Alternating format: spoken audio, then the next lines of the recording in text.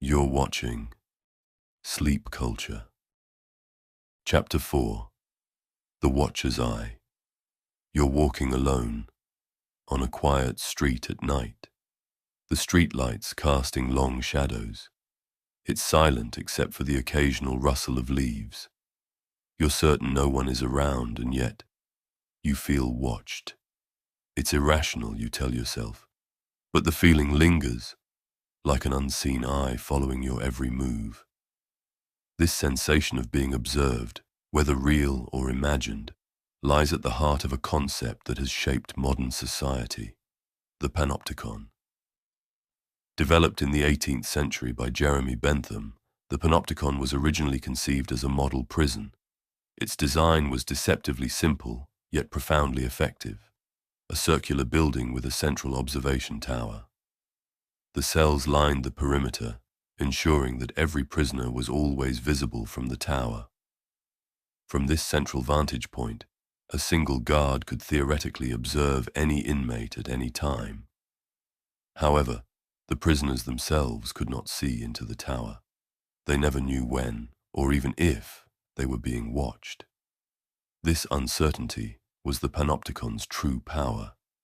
Bentham realized that the possibility of constant observation would be enough to compel prisoners to regulate their own behavior.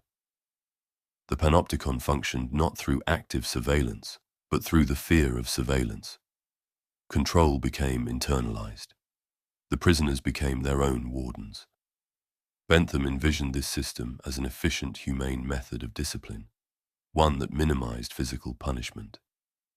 But over time, this architectural metaphor evolved into something far more insidious.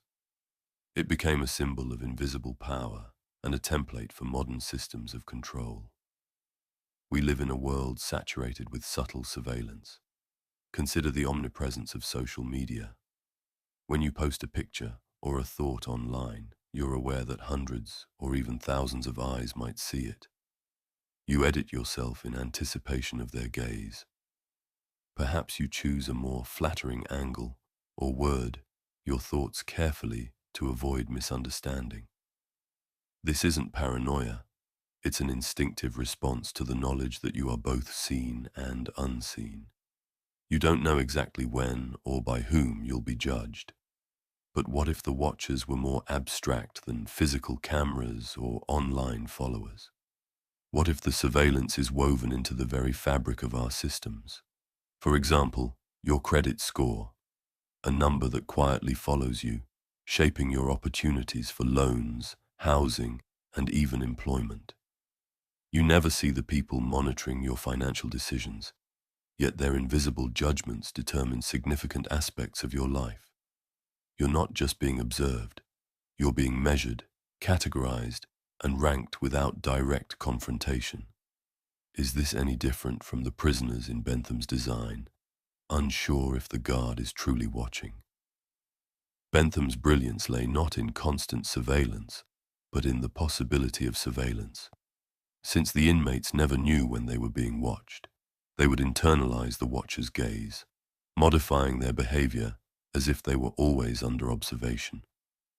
Control became self-imposed. Nearly 2 centuries later, Michel Foucault, the French philosopher and historian, would reinterpret Bentham's Panopticon in his seminal work, Discipline and Punish. Foucault expanded the idea into a broader critique of modern society's institutions. He argued that power no longer relied solely on physical punishment or visible control. Instead, it had become internalized, functioning through self-regulation. In this panoptic world, people regulate themselves under the assumption that someone, somewhere, might be watching. This internalization of control raises an unsettling paradox. The more effectively people monitor themselves, the less direct oversight is needed. The architecture of discipline is invisible, embedded in cultural norms, social expectations, and legal frameworks. We become both the prisoner and the guard, the Karen and the cancelled. However, in Foucault's writing, there is one figure who seems to escape this dynamic: the person society labels as insane. Foucault observed that individuals who deviate from accepted norms, particularly those with mental illnesses, often appear frightening, not merely because of their unpredictability, but because they challenge the very fabric of control. The insane man does not regulate his behavior in accordance with social surveillance. In this defiance, he embodies a strange kind of freedom, a freedom from the invisible gaze that governs most people's actions. This notion of freedom through nonconformity invites a deeper question. Is true liberation possible in a system that demands constant self-surveillance? And if so, what price must one pay to attain it? Foucault's concept of the invisible gaze is pervasive in today's society. Imagine the CCTV cameras installed on every corner, the ring camera, the dash cam. Most of the time, no one is actively monitoring them, but their presence influences behavior. Or think about your digital footprint, the emails you send, the websites you visit, the purchases you make. Algorithms silently collect and analyze this data. You might not see the watchers, but they see you. This raises unsettling questions. How much freedom do we sacrifice under constant observation? Is it possible to maintain privacy in a world designed for surveillance?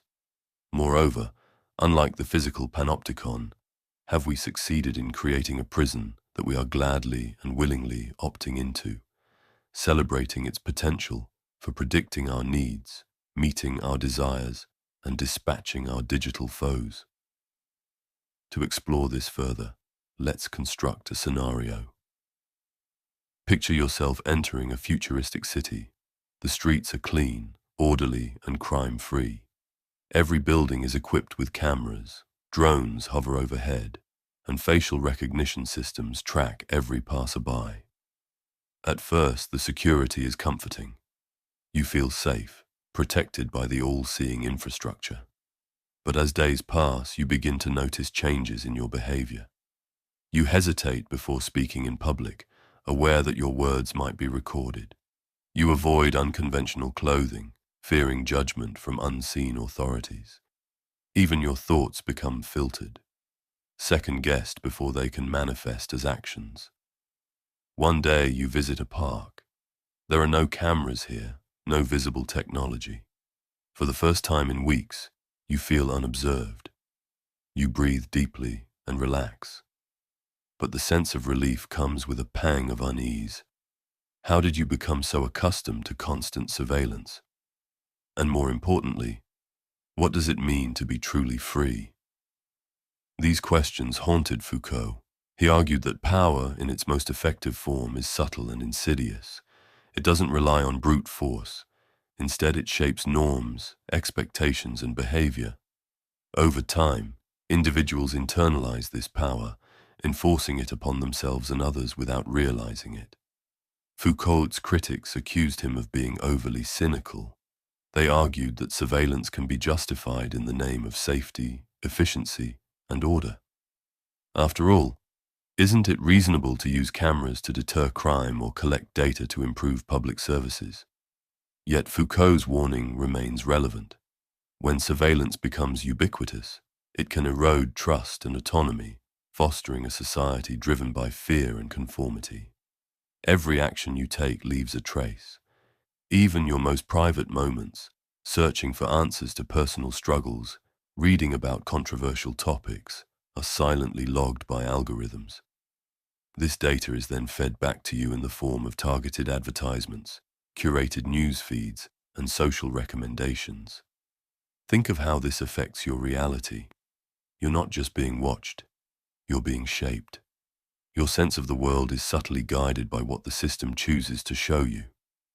Over time, you may forget that these curated experiences are not neutral, but engineered. Did you really choose that song? Those shoes? That lipstick? Did you really choose to watch this video? Did you truly have an original thought? If you were not just living in the Panopticon, but in fact born into it, how would you even know what freedom felt like? Are you willing to sacrifice your perceived sanity in order to experience a world beyond the prison walls. Or in contrast with the long list of historical atrocities man has committed against his fellow humans, is the Panopticon but a warm and welcomed hug? These are the thoughts that ping around your brain as you walk back down that quiet street, the shadows looming larger. And maybe over time, this is how your last lingering thread of sanity slowly dissolves, and you find yourself standing in the moonlight, screaming out to the heavens, "Freedom! Freedom! Give me freedom!"